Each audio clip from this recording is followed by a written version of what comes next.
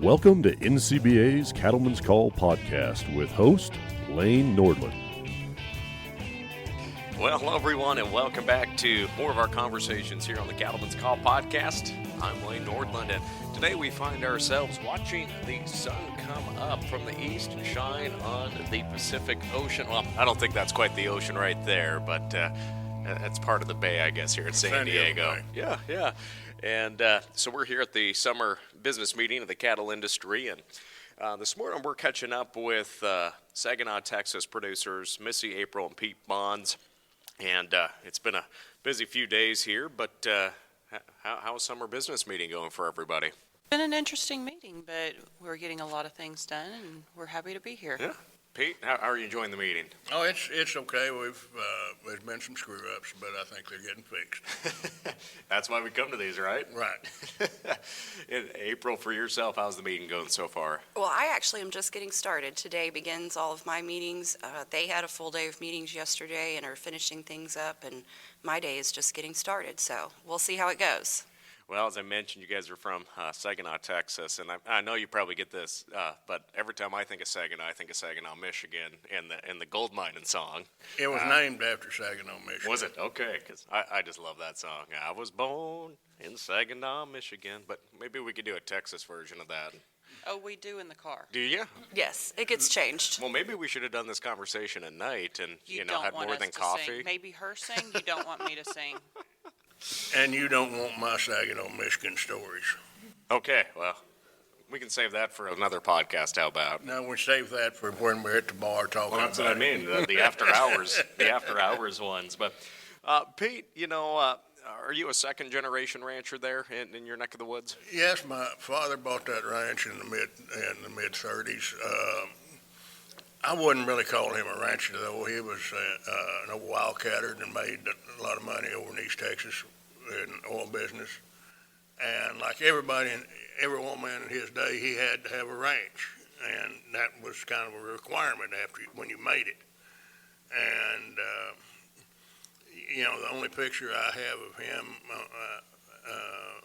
horseback, I think he was riding an English saddle, wasn't he, April? Yes, he was in an English saddle. And, he was no part of a cowboy. But in the mid-40s, they hired a guy named Pete Burnett or Pete Burnett, and he was a cowboy and a hell of a ranch manager. And so, obviously, with your dad not technically really being involved, what sparked your interest in being in ranching? And let's maybe talk about that story. I grew up calling Pete Burnett Big Pete, and there is a few people out there that will still call me Little Pete, but they're pretty old. It was always Big Pete and Little Pete because I was his shadow. And he's the one that sparked it. He just, he was a man that I wanted to emulate and be just like, and so he got me really interested in it. And of course, I was living with him, and especially in the summers. And the house didn't have air conditioning, so Texas in the summer is not real pleasant. So he would there actually used to be such a thing as an evening paper. And he wasn't going to read a morning paper. He didn't have time, but he'd get an evening paper, and we'd sit out on the east side of the house on a porch in the shade, and he'd read. It'd take about 30 minutes. Then he would start telling me, stories and stuff about the business and where it came from. He never read a book about Goodnight. Hell, he stayed in his house. Burke Burnett, that started the Sixes, was his cousin. He knew Quanah Parker well.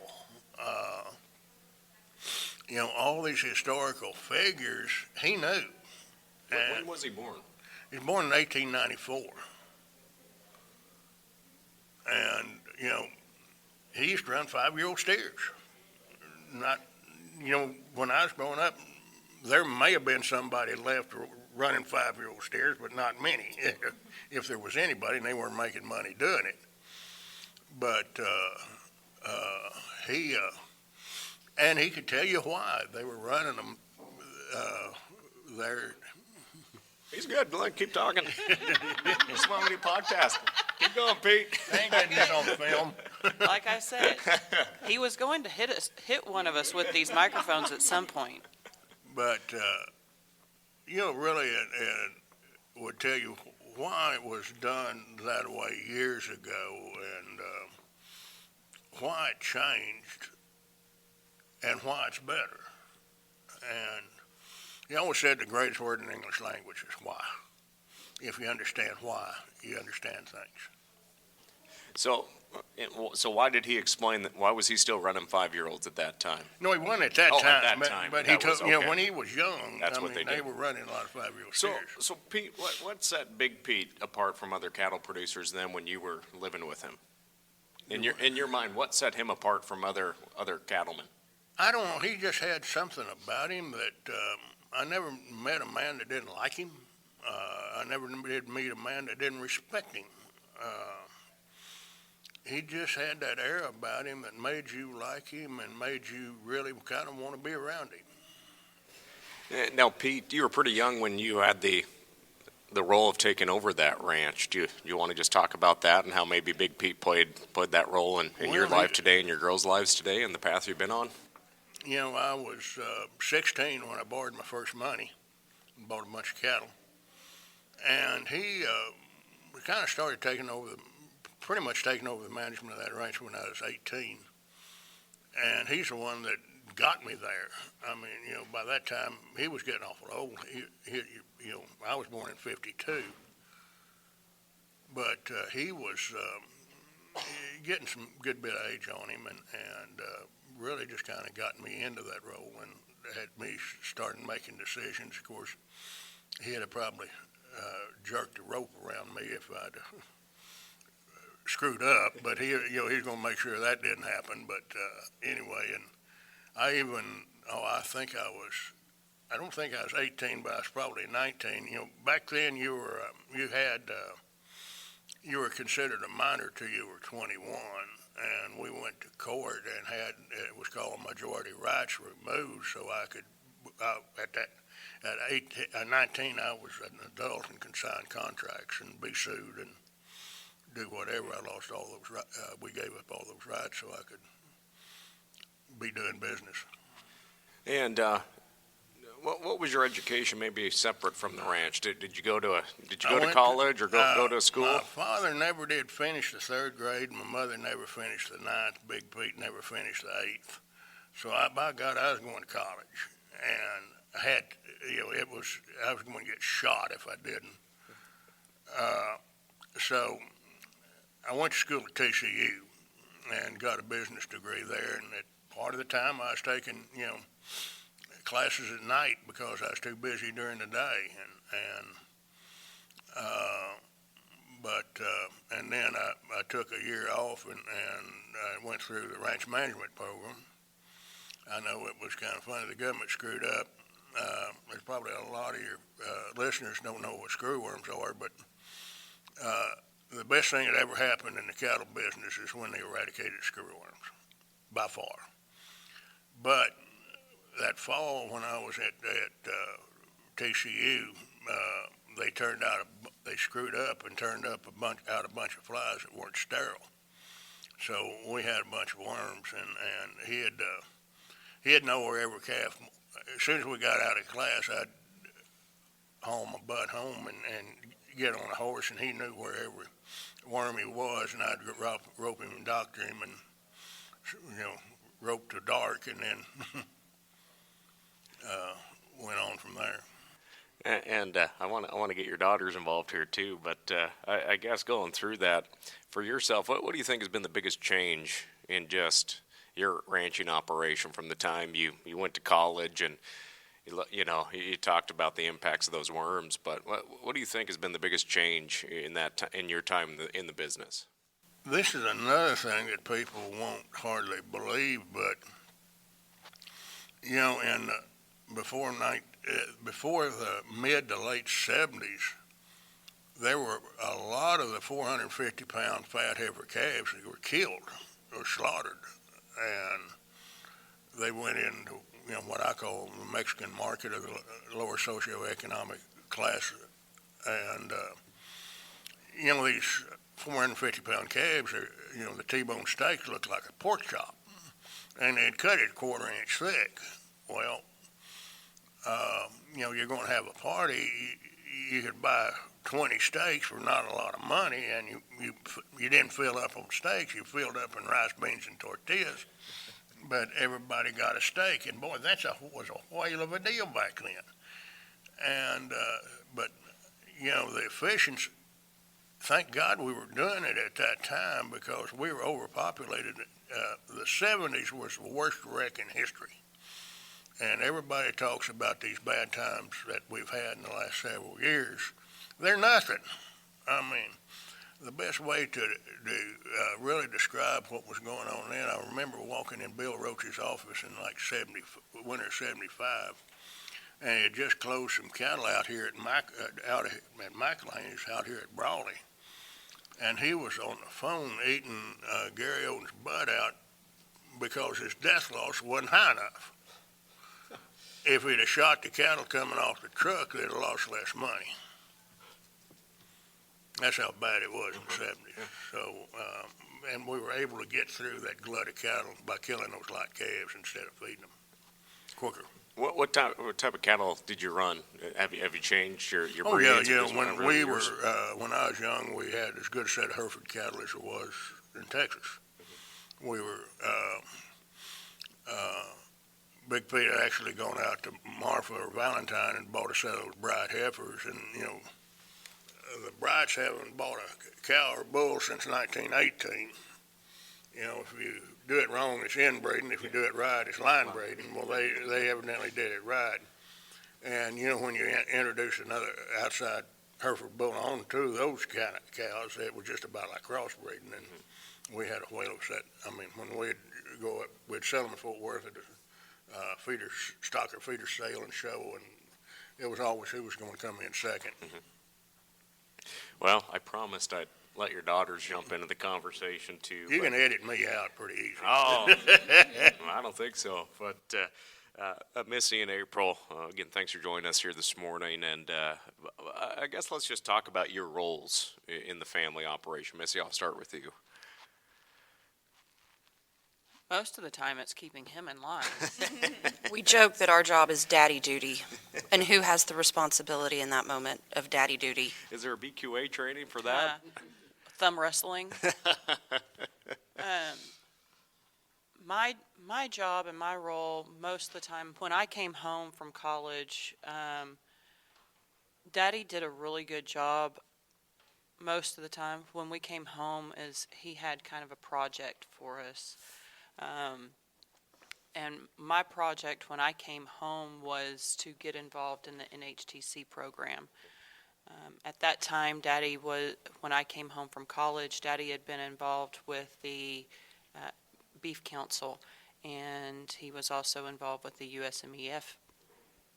And when he heard that at that time they could not meet the quota and meet the demand, and they had supplied one carcass in one container and shipped it over there, like light bulbs started going off in his head. So I did kind of a project for the Beef Council, and at that time it was not a companies like IMI were not involved. They could not, it was not a third-party verification program. You had to go through the USDA to get involved. So I did a program for the Beef Council on the time and money it took to get involved and put a dollar value for my time to get involved in that program, and then presented that to the Beef Council, and we are still involved in that program today. We are now we are involved in it through IMI. This is just our second year involved with it through IMI, and we have now gone and extended some of our programs to include beef care. We are also agent source verified, so I do all of those different kind of programs, verification programs. I buy all of our forward contracted cattle to turn out on wheat pasture. I do, if it has to do with cattle and he don't want to do it, it's my job. Well, you talk about that NHTC and whatnot, and I'm sure a lot of people when that first came out, a lot of people just kind of thought, well, this is kind of fluffy and frou-frou, I guess is a way to say it. But Pete, why did you think, obviously looking at those opportunities to fill that market, especially on an export basis, having an HTC cattle, but why do you have to be innovative in the cattle industry for programs like that? What's your take on that? You don't. You just have to open your eyes and open your ears. I mean, when they tell me they've got a market they can't get enough beef for, wow. Mm-hmm. Let me show you a trick. We can fill it. And, that first year we did. In fact, we produced more cows than there were feeding space to actually feed them back then. But we got that fixed, and people started seeing that there was they could get a source of cattle, and then people started seeing the premiums that these calves were bringing, and all of a sudden they started producing more and more of them. And now we've got it filled. And and becoming a third-party verification program really helped, because it allowed companies like IMI to come in and to not have a government agency come on somebody's place. And I think that for a lot of people just don't want the government on their place. Well, and it's a lot more efficient, I know, It when is. you have John Saunders and his crew with IMI that come out. And I always enjoy talking with John and those guys, because it's not just beef that they're a third party for. He said the most competitive cutthroat industries that they work in are flowers. Yeah, talk to him about flowers and verification. But you talk about that efficiency, and then the time you were having to work with USDA through all that stuff, and this is all voluntary. I think that's an important thing to point out. It is very much voluntary. We do it all on our own time, and we do it all because the premiums that we receive justify the cost that it takes. One of my favorite memories from a NCBA policy meeting, this is easily in the top 5, was we were in an international trade meeting, and my dad and another producer started getting into an argument about, should we be in these programs, should we be supporting them, et cetera, et cetera. And my father very loudly stood up and said, I will give anybody, if there's a market for someplace and somebody will give me a premium that justifies the cost, I will give them the shirt off of my back, and you can have it right here, right now. And pretty much the whole room, at one time, pretty much all said, Pete, we don't want the shirt off your back, please leave it on. Well, yeah, and April, I think that's a good transition to you. We're talking about these different aspects of a family business. Let's talk more about your role with the ranch. My role is really hard to define, and my role is really hard to explain, because sometimes it just depends on the day. It depends on where we are. We were talking last night a little bit about just how much, since I came back 10 years ago, because this summer is 10 years that I've been back, and all the different things that I have done and where I've been, and about every couple of years it seems to change. As Missy said about projects, my project when I came back was I wasn't supposed to be at the ranch for more than about 6 months. And I had this really grand, fancy MBA that I had just gotten, and my dad said, can you tell me what you were actually trained to do? Can you show me what you were trained to do? And can you do, and which was involved in strategy and competitive advantage, and he said, could you do that for us? Could you, while you're home, could you take a look at where we are and see if we're maximizing the opportunities based off of who we are as a company, where the market's going, and what we're doing? And a big chunk of that then involved with me sitting back and listening and talking to everybody. The great part was because I was never supposed to come back to the ranch, I got to play dumb. Sometimes I can be a little bit, but I got to play dumb, and I got to have a lot of people tell me about what their day was like and what their job was like, and just sitting around in a truck with a cowboy and having them show me the ranch and show me what was going on, and sometimes places that I'd never even stepped foot on until that point, and seeing what their view of what we did and how that was then impacting the company. And so there's been different places where we would say, okay, we need to know this information, or we need to maybe go this direction, and how do we do it? So everything from, probably the thing I'm most known for within the company is our horse program. Not a lot of people knew about our horse program. We've always had a breeding program, but not a lot of people knew about it. We also needed to make sure that our cowboys were mounted, so we came up with a plan for the horses. That plan then also involved a marketing strategy, and also a way to be able to communicate. Our headquarters is literally in the middle of a suburb now, and so to be able to communicate and get things and information out to our neighbors as to what's going on, and having a place for them to be able to contact us. And then it's gone to phases where things like, we were involved in the wildfires of 2017 that came through. We had a ranch that was 98% burned, and we lost half of the head count at that ranch. We were part of a lawsuit regarding that, and I became the expert witness to talk about what the impact on the ranch had been and how it impacted our way to go forward. And then there's been things like, I spent a year and a half at a ranch. We suddenly lost a ranch manager who died unexpectedly, and within a week I had moved down to that ranch and was running that ranch day to day. So a lot of what I do is going where the two of them need another person to be.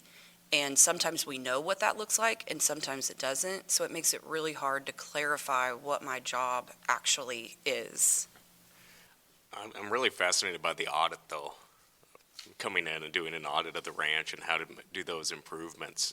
Well, I guess, what was that like, engaging with employees and also with family when you're trying to just really act naive, like you said, and really just get them to be open with you? I guess, what was that like? Well, I'll throw Missy in on this one. When I told Missy that I was thinking about coming back for about 6 months while I was waiting for what I thought was my dream job at least, while I was waiting for it to become available, which, by the way, I did get offered and I did turn down to be able to stay at the ranch. Missy had said to me, she said, well, just don't think you can come in here and change everything all of a sudden.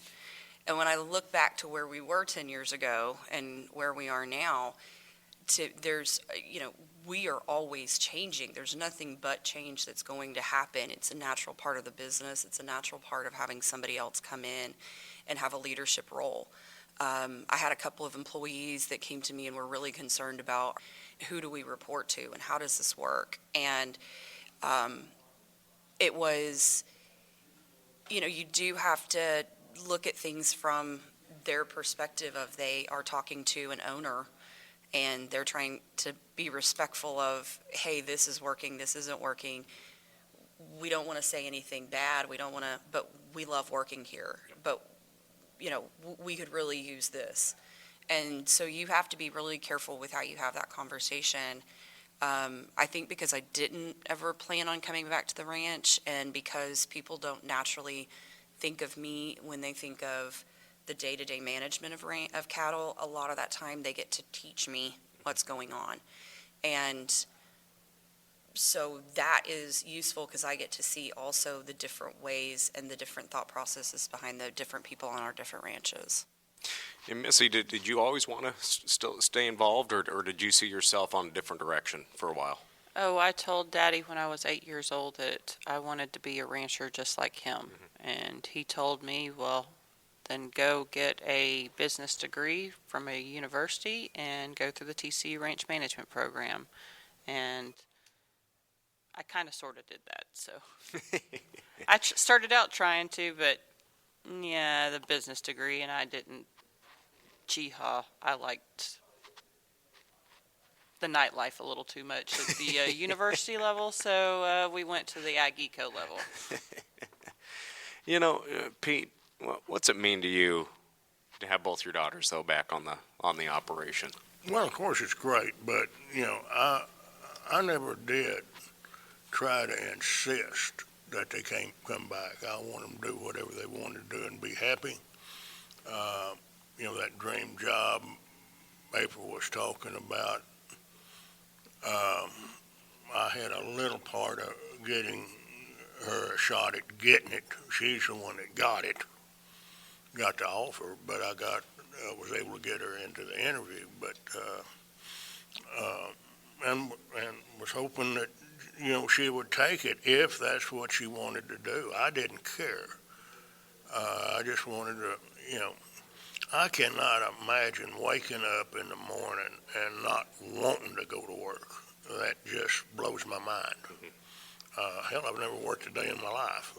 I've just enjoyed what I do so much, and there's a lot of people that have either worked for us or friends that have been with us will tell you the worst day of their life was spent with me. It was kind of a hard, tough day, and including April, about moving some cattle at one time when it was snowing and sleeting and raining, but horseback. But it was just one of those deals which needed to be done, so you just did it. I don't know.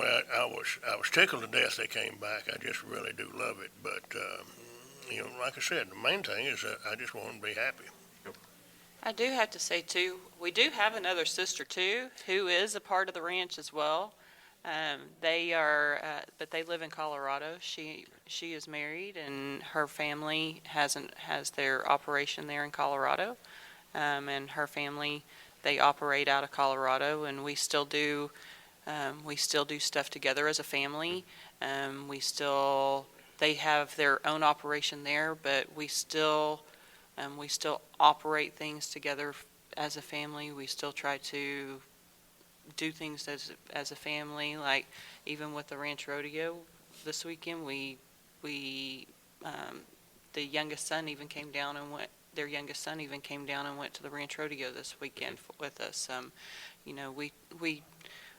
We try to do stuff all together, and we do stuff separately, but we do stuff all together, ranching wise and family wise, and for them living in Colorado, I'd like to think we are as close as we can possibly be.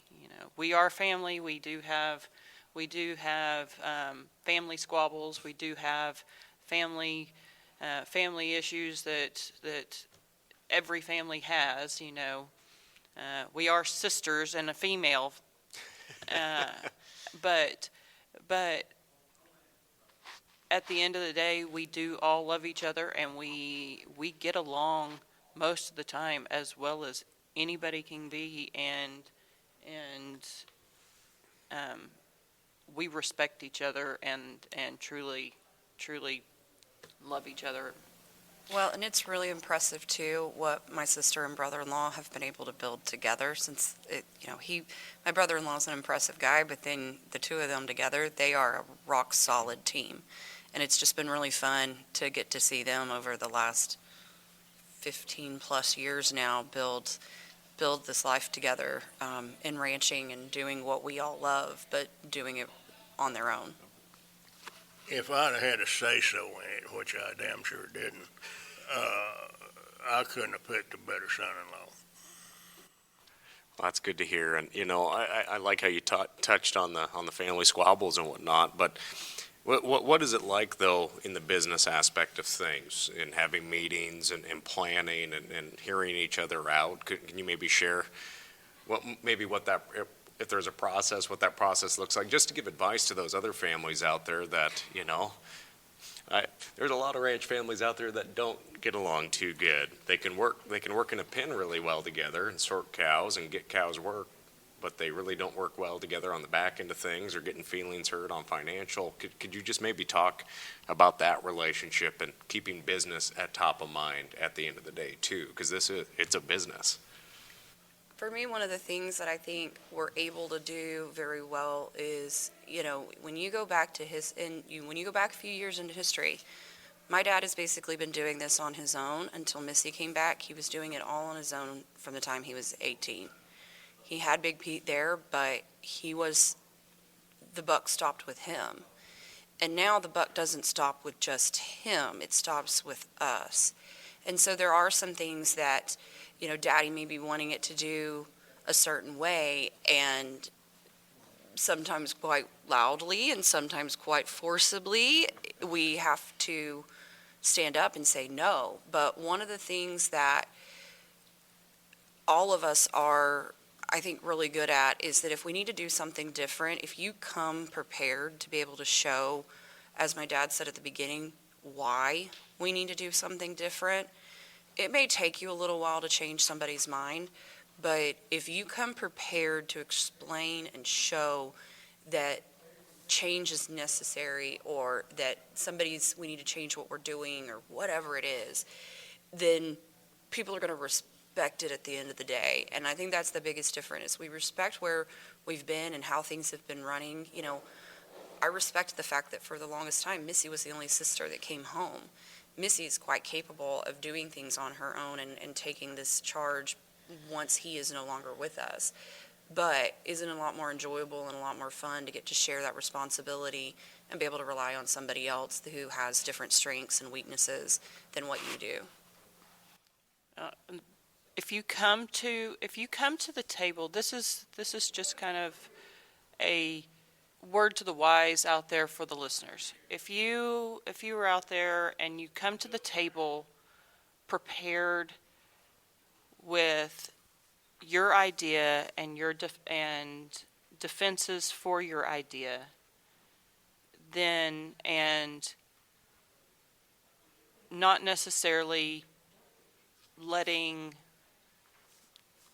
voices get raised and all of that, but if somebody has an argument against your whatever it is you have a defense for it, that other person is already going to have a better respect for that.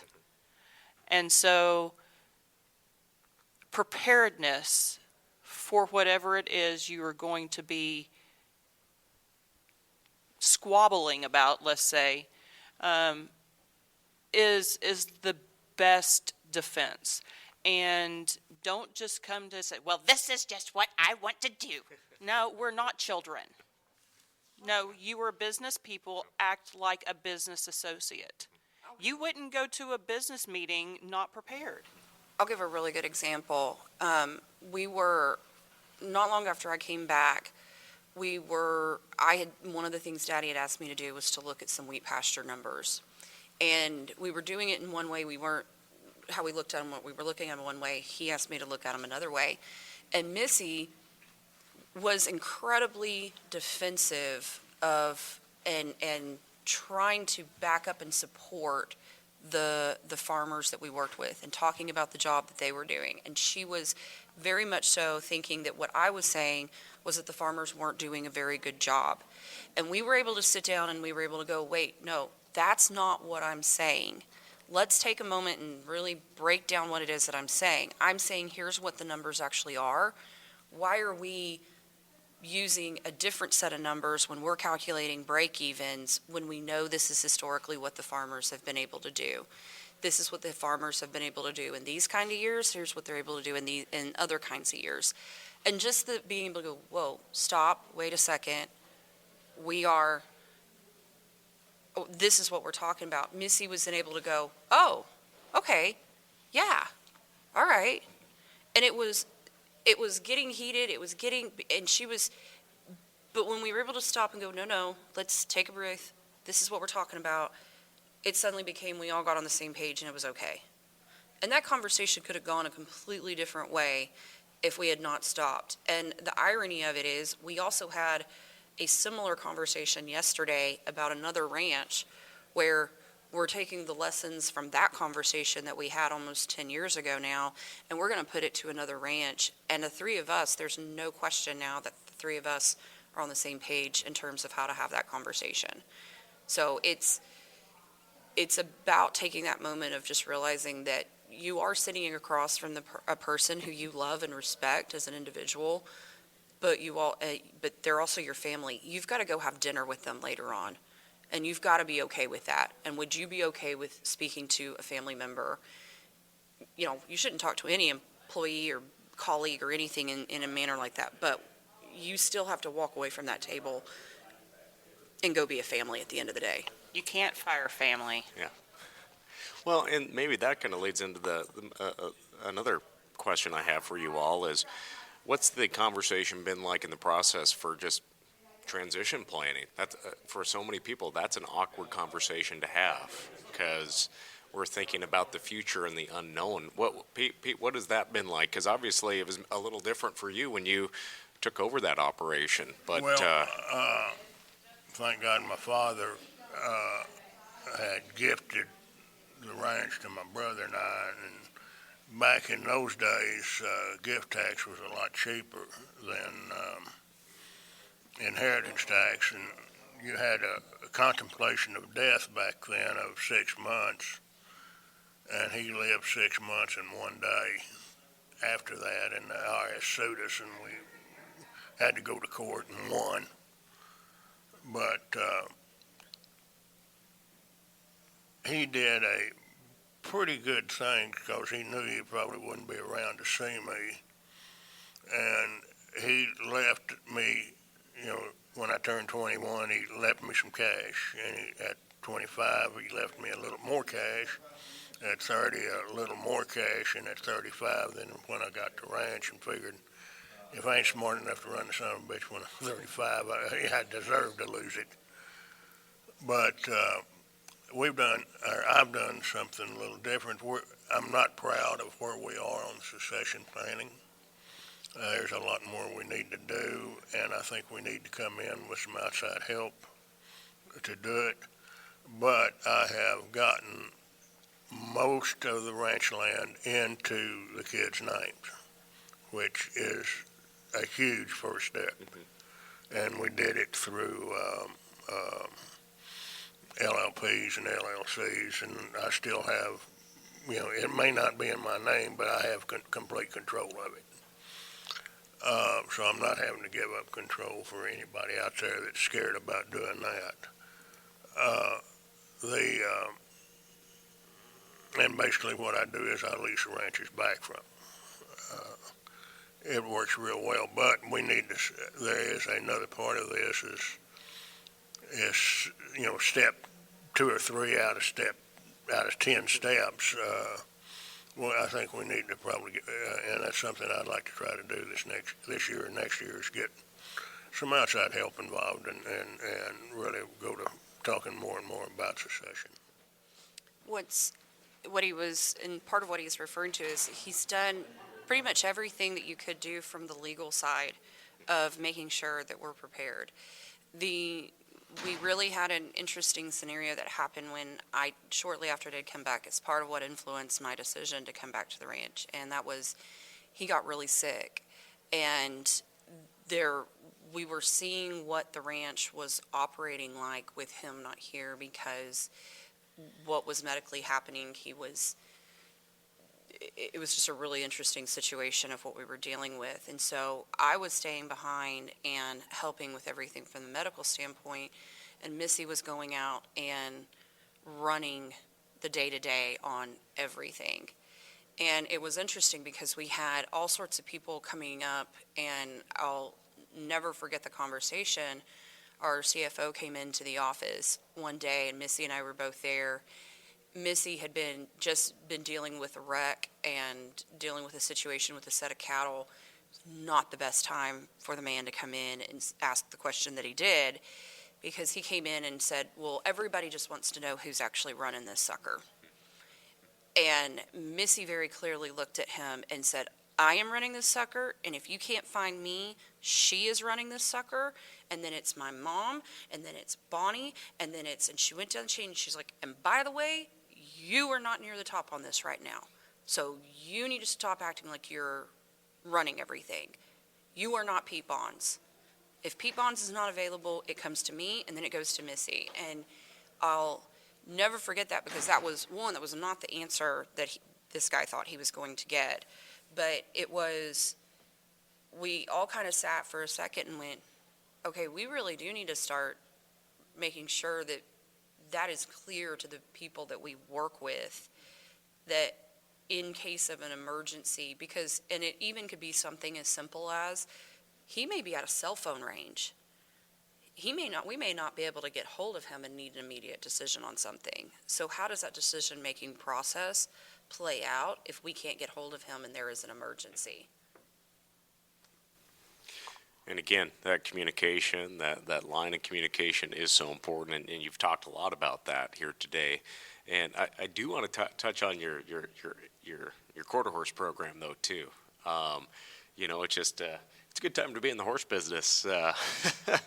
It's tough to get on the ranch end of things. It's amazing what these ranch horses bring nowadays. If you just, because I'm getting an age. I don't like getting bucked off or roughed up too much anymore. So I wish I was. Well, the just hand I don't wanted get to be. bucked off. Well, Just put I've one had leg on 2 one neck side and one on surgeries. the other. I don't either. Pete, I just wish I was the hand I wanted to be. But what has that been like though the last few years? Just being in the AQHA and having that program, because I'm assuming you do market some of those wean lanes or some of those horses apart from just having that herd for your crew. Well, what's amazing, and part of what our game plan has involved, was using horses to be able to recruit some of the best cowboy talent out there. And as we've had 2 ranches that have had a complete turnover in the last 2 years, by having an established horse program that's also respected, and there's a lot of interest and there's a lot of buzz. I mean, in fact, I've got my phone over here where I've got a horse that's at a big show right now that I will be pacing the hallways here in a little bit outside of my committee meeting watching him show. When there's that level of excitement around something, and you can call it the Yellowstone effect, you can call it whatever you want, but when people are excited about horses, it draws a lot of attention to other things that we're doing, and it opens up the ability to have a conversation. So whether that conversation is with cowboys and bringing other talent into the ranch and being able to recruit people, or whether it's bringing people that want to have a little bit more of the ranching lifestyle in their backyard, or it makes it so much more fun. Now, we're in an interesting position. Daddy asked me a couple months ago, he's like, when are you going to start selling some horses again? And we've had to kind of put a stop because we've on selling much. There's very few people that have been able to get their hands on one of our horses lately, because we've recruited so much new talent and they need horse flesh. They're our number one priority of making sure that those cowboys are stocked with the horses that they need to, one, be able to sell 6 to 8 year old geldings, but then also to be able to just do their job day to day. And so I love horses. If I'm having a bad day, I can just go out in those mares and foals, and suddenly my day becomes a lot easier to tackle. I think that is true, whether it be a mare and a foal or a cow and a calf, that just seems to always help. But it's a really interesting time to be in the horse business, and it's interesting to see how the success that's going on in the horse industry has also impacted some of these ranches too, because they're changing a little bit in their operations and what they're doing. Yeah, I love horses, and like you said, that Yellowstone effect, I think that's really impacted those prices out there. People love that Western lifestyle, and again, Texas has a lot of good horses. I know that. I just tell her, put me on a good one. Yeah, it's funny. We have to produce a couple of different types of horses, and it's so funny because one of the categories that we call just a horse, they're usually going to be incredibly, incredibly gentle. They're going to be extremely big bone. They're going to be big footed. They're the type of horse that you can go all day, every day on. And the cowboys initially, when they first start working for us, they usually complain about those horses. That's not the horse that they want until they sell one, or until we start trying to sell something, or until one of the family members comes down, or somebody from a guest that we bring with us, and we need to now suddenly mount somebody, and it's those just a horses that get ridden the most. And so it changes their mindset of, how do I make that just a horse category a little bit better of a horse? And we can do that genetically. I've learned a lot, and this is something that a lot of people don't know about what we've done. when we started looking back into some of the decisions that we made about growing the horse program, they mimicked the same business philosophy that he has in terms of how we've grown our cattle operation.